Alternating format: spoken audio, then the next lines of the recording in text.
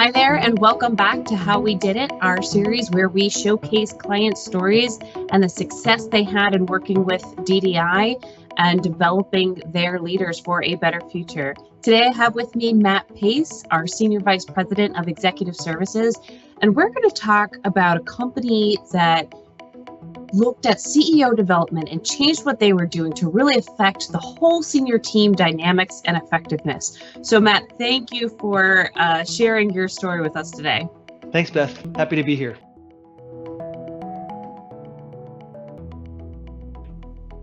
So tell me a little bit about the situation that prompted the company to change its approach to CEO development and really take a hard look at what was going on with its senior team. Okay, like a lot of organizations, this one started in the board of directors who became not concerned, but they put their attention on succession. They had some concerns about succession. Prior experiences had sensitized them to some risks and dilemmas that they didn't want to find themselves into. So they asked the CEO to begin thinking about it, begin planning on it. So they assessed, this organization with involvement from their HR leadership, assessed a number of senior leaders and eventually settled on one leader that they believed would be their most likely next CEO and began to make some changes based on that. So once they decided on that next leader, put them in the COO role or the COO role to get ready for CEO, how did that dynamic affect the relationship between the two of them as executives and then filter down to the rest of the team? Well, that's right. So that's the first thing they did. You just said it. They created a new job on the senior team. They had had COOs in the past, but at this moment they didn't have one. So they took their finalist candidate and said, let's put him into a COO role. Let's recreate that role. And they did so under the expectation that they would accomplish two things with that. One is that, of course, they would increase this leader's responsibilities, but two, that he would begin to be able to experiment with some of the responsibilities of the CEO role as well as the COO role. So in essence, he began in this moment to take on two new roles, development towards CEO and the assignment of the COO role, which actually created a couple of challenges. The growth and development challenges that they set, the current CEO was kind of in charge of that. And the board entrusted him to begin a development process. And he set some fairly broad, and I'm going to say vague objectives. He really emphasized observation. And he said to the COO, look, I want you to sort of observe me, observe some of the meetings that I'm having. And that can be very effective, of course. But what happened very quickly after that is the board of directors became concerned that the development plan was too vague. And one board member in particular said, I'm not exactly sure what you're doing with this observation. What are you accomplishing with the observation? And the response was, well, he's observing different parts of the CEO role. Which parts of the CEO role? And the back and forth became clear very quickly that what the board, not just this one board member, but a number of board members said, look, we want more clarity in what you're actually doing from a development standpoint. We think observation's fine, but observation toward what? But then there was a second part that was a problem that was created with this COO role, and it's that the accountabilities of the COO job were not sufficiently distinguished from his prior role and also from the CEO's role. So it became unclear, what is this new job? How is it different? And a number of the senior team members began to be unclear about who to go to for what. Is this something the CEO should do? Is this something the COO should do? And remember, the current CEO had said, just observe, do a lot of watching and seeing what's happening. So in his mind, meaning the current CEO, he was just sort of going about business as usual, but what he needed to do was create some more space for that COO role and create a clearer sense of accountability. So that's a little bit of a long-winded way of saying there were two challenges that this approach created. One was getting more clear about the development plan, and the other was getting more clear about what the job was that they had put this candidate into, the COO role. So I imagine this is fairly common in that the successor to be is temporarily in a role where they feel a little bit handcuffed. And normally you would think this, somebody who's up for a CEO role is not usually super comfortable with that. They like to be, if they're in line to be CEO, they're usually someone who's very excited about really taking the reins rather than sitting as second in command for a while. Mm-hmm. So how was this COO feeling throughout the process, and how did his feelings change as the development plan changed? Yeah, at first, I'll be honest, really uncomfortable. And he wasn't quite sure where the boundaries of his own latitude of action and decision making should start and stop. This felt like a big, exciting opportunity for him. He had humility for the role. He didn't necessarily feel like he was anywhere near ready yet, so he knew he had a lot of development to do. But he also felt like, wait, if I'm developing for CEO, and this is part of what I'm supposed to do, aren't I supposed to begin thinking in that way? And shouldn't I exercise some of my own judgment in this? So struggling with the boundaries of where does my own development and performance start and stop, and where does my decision making start, and where should I defer to the existing CEO or perhaps other team members? So the ambiguity that started to surround this swelled for him, and we did have to, I was coaching him during this period, and we did have to sit down and do some work to create more clarity and to facilitate some more structured Q&A between both he and the CEO, and between he and some of his colleagues on the senior team. In this process where there's a lot of inter-team dynamics in play, there's a lot of feelings on the board among the CEO, among the COO, and the rest of the senior team. Where did DDI come into play there in terms of helping them have a little bit more objectivity and move forward with a more concrete succession plan and development plan? Yeah, I'd say two big categories. One is helping to anchor their judgments and benchmark their judgments on what do other companies do in these situations? How would someone handle this in a scenario where it's not been done before? This was new territory for them. They hadn't, the CEO had never developed a successor before, and this successor had never developed to be CEO before. Of course, right? It's their first time at this. Even their CHRO, who had an enormous amount of experience, had just never gone through something specific like this. So we were able to bring a number of examples in, and I was able to walk the candidate and the CEO and the CHRO through other scenarios. How might another organization do this? And so that allowed us to also apply the second part is structure.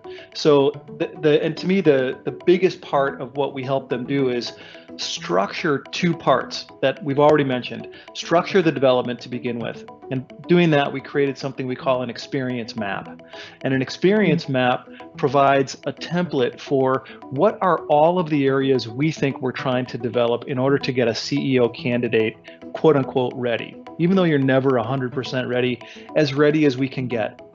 So we had a list of experience areas that we knew this individual needed to work on, and some that he already had: investor relations, treasury, board relations, media relations, and on and on and on. Some things that were part of his background that he had good experience in, and perhaps he was applying them in different ways now, and other things that he just hadn't done yet.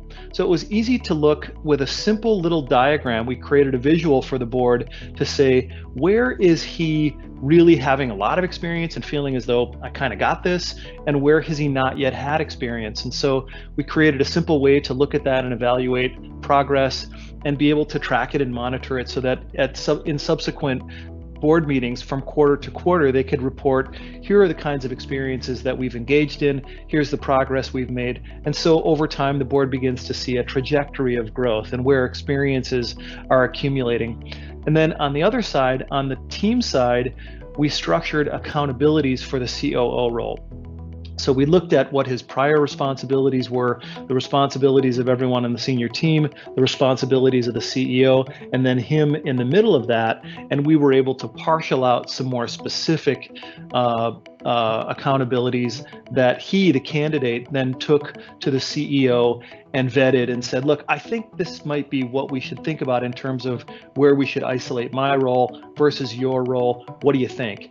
And they then began an ongoing dialogue and have become a lot more transparent with the rest of the team to say, the two of us are going to do some things separately. So come to the COO for this, come to me, the CEO, for that. There are going to be some things we'd like to do together. So bring us both these kinds of issues. And took maybe a couple, 3 months. And sure enough, after a while, everyone started to settle into a new, not radically different, but a slightly different way of handling things. And was it transparent that this COO was a candidate for CEO? Yes. Was it a guarantee? No. Is there any assurance that he is going to be CEO? Only if he develops and grows and performs in the way that would make sense. The CEO has said to this current COO, there may come a point at which I may rotate someone else into your role and rotate you back onto the senior team. So don't assume that this is an automatic one direction stepping stone from your prior role to COO to CEO. What happens in the COO role matters. We feel positive about that, but it's part of what we're doing to manage our own risk. So a lot in that, and a lot that they learned about how it goes when you create a platform for someone to learn by creating a new job, which has got some complexities to it. I really love that story, and the fact that this is also not an assured role. There's nothing 100% about it. Of course, it's with development, with understanding that this is where this is going, but it doesn't necessarily mean that it's a guarantee. The thing that you really said that struck me was that, keeping in mind, this is almost everybody's first time, even though they're all incredibly sophisticated business leaders and executives. In most cases, a CEO only develops another CEO once, maybe twice in a career. A board member only maybe does this a couple of times maximum, the CHRO. So I just love that perspective of, even among these incredible professionals, this is still a first time experience. It's really true. It's a lot of this is not intuitive. How is it that I develop someone to do a role that's so complex? And the other part is, no two CEOs are ever going to do the job in the same way. I always say that the CEO job is most like the person in it than any other job. And that's because there's so much discretionary territory for what you decide to focus on, how you want to be a CEO, the areas that are your strengths, the areas that you might need help in. So every CEO incarnation is going to be a little bit different, and that adds to the complexity to how you develop someone else for it. And not to mention the fact that I'm sure the existing CEO didn't feel as though he was always in a position to be the best developer of talent.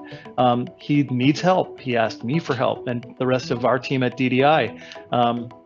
They relied on assessments. They relied on other sources of insight and other professional coaches and outlets that were a series of resources for this individual and the rest of the team. So there's a lot to think about, and like you said, no one's really got a tried and true playbook that allows you to look at this and say, oh, here I know exactly what to do. It's there's always something that's going to be novel about it.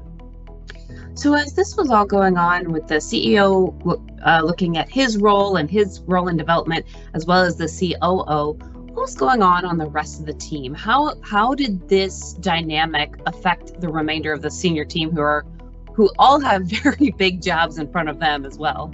Right. Well, I think the first thing, one thing that a lot of people ask because it's not uncommon for multiple people to be competing for the CEO role.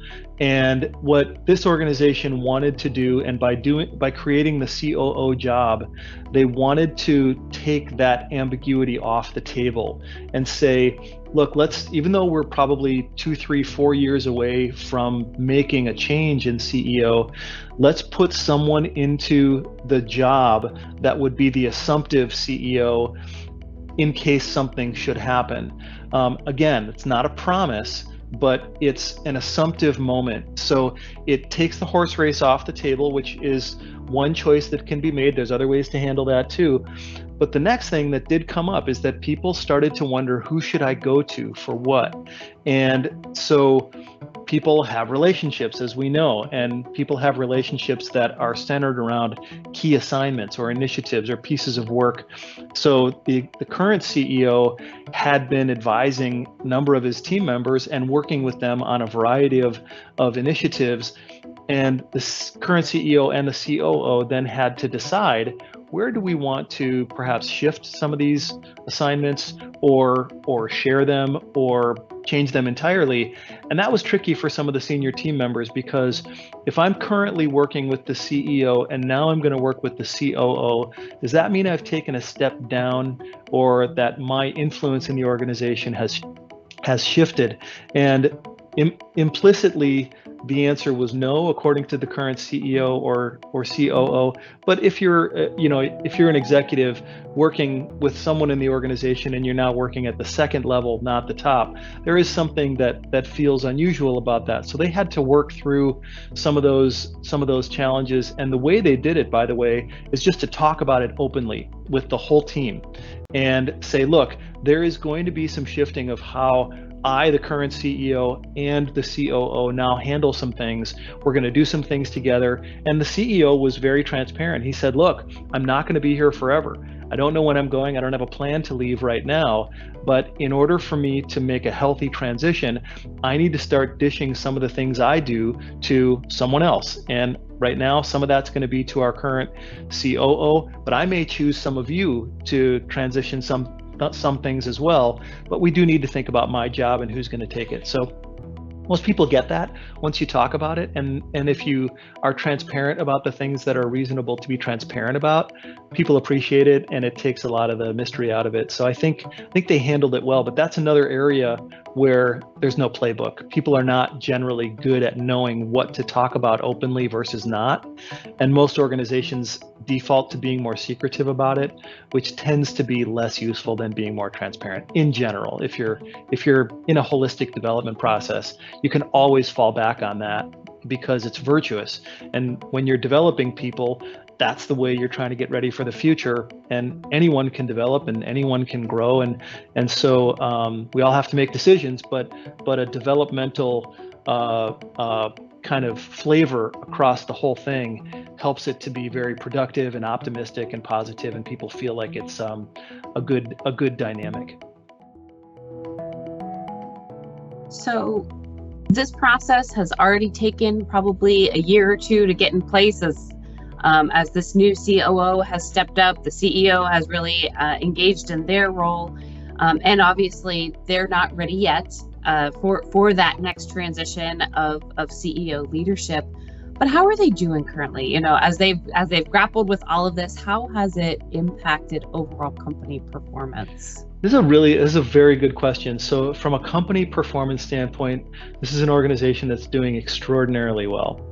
And they've escalated their performance in the midst of all this. And by the way, a lot of people know about the fact that this individual is probably seen as the next CEO.